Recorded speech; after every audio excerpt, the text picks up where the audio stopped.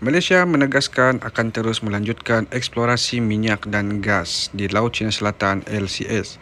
Ini terjadi sehari setelah dokumen diplomatik yang bocor mengungkap tentangan daripada China.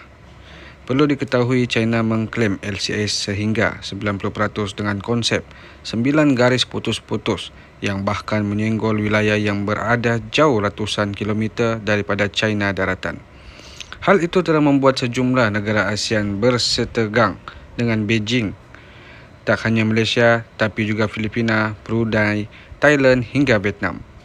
Apa yang kami lakukan dalam hal eksplorasi minyak tentu saja berada di perairan kami, kata Anwar kepada wartawan yang berpergian bersamanya dalam kunjungan ke Rusia, dikutip AFP Khamis pada 5/9/2024. Ujar beliau lagi, kami mungkin akan menanggapi China dengan menjelaskan posisi kami bahawa kami tidak pernah bermaksud untuk bersikap provokatif, bermusuhan secara tidak perlu, tegas Anwar lagi. Kami terus beroperasi di perairan kami dan mengamankan keuntungan ekonomi termasuk pengeboran minyak di wilayah kami. Sebelumnya, portal berita Filipina Inquirer menerbitkan apa yang disebut sebagai nota diplomatik yang bocor, di mana China menuntut Malaysia menghentikan semua aktiviti minyak dan gas di lepas pantai negara bahagian Sarawak di Pulau Kalimantan. Beijing mengatakan dalam nota tersebut bahawa Malaysia telah melanggar batas wilayah China. Kementerian Luar Negeri Malaysia telah meminta penyelidikan atas kebocoran tersebut tetapi tidak membantah isinya. Kami harus melanjutkan eksplorasi kerana ini adalah masalah kelangsungan hidup ekonomi negara kami, kata Anwar lagi. Jika mereka terus melanjutkan pertikaian, maka kami harus mendengarkan dan mereka harus mendengarkan juga. Namun, hal itu tidak boleh merusak hubungan bilateral yang baik antara kedua negara ini, jelasnya ke pemerintahan Presiden China Xi Jinping.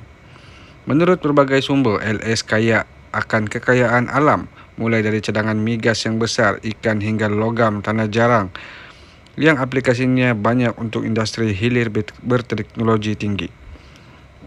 Cadangan minyak LCS diperkirakan mencapai 7.7 miliar barel. Sementara estimasi lainnya memperkirakan jumlahnya mencapai 213 miliar barel atau hampir 80% dari cadangan minyak Arab Saudi berdasarkan informasi tahun 2011. Council for Foreign Relations menyatakan di LCS ada sekitar 900 trilion kaki kubik gas alam. Sumber lain daripada American Security Project menyebutkan bahawa cadangan gas di LCS mencapai 266 trilion kaki kubik dan menyumbang 60 hingga 70% dari total cadangan hidrokarbon teritori tersebut. Sebelumnya di 2020, menurut Asia Financial Times, China juga sempat bersengketa dengan Vietnam kerana migas di LCS.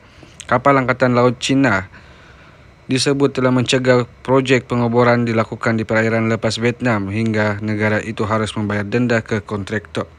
Dilaporkan di diplomat, Vietnam harus membayar kompensasi sebesar US$1 miliar kepada dua perusahaan minyak internasional kerana membatalkan kontrak mereka di perairan tersebut.